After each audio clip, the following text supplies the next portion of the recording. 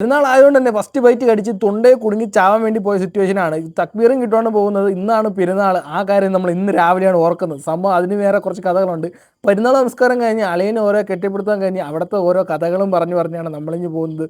നേരെ പോകുന്നത് വീട്ടിൽ ആഹാരം കഴിക്കാനാണ്. ഞാൻ സീരിയസ്ലി ഒരു കാര്യം പറയാം. കഴിഞ്ഞ 29 നോമ്പിൽ സ്ട്രിക്റ്റ് ഡയറ്റാണ് ഫോളോ ചെയ്തത്. ഇന്നാണ് നമ്മൾ ചീറ്റ് മെയിലായിട്ട് നമ്മൾ ഇന്ന് എടുക്കുന്നത്. അതിൻ്റെ കഥ, വീഡിയോസ്, ബാക്കി എല്ലാം പുറകെ വരുന്നുണ്ട്. ഓരോ ഒരട്ടിയും കുറച്ച് ബീഫ് കറി അതിൻ്റെ കൂടെ ചിക്കൻ പൊരിച്ചുകൊണ്ട് കഴിച്ചിട്ട് അവിടുത്തെ അത് റാഹത്തായിട്ട് നേരെ നമ്മൾ കൂളിംഗ് ഗ്ലാസും വെച്ചുകൊണ്ട് നമുക്ക് അടുത്ത ഡെസ്റ്റിനേഷനിൽ പോകണം. നമ്മുടെ ഉമ്മമാരുടെ വീട്ടിലാണ്.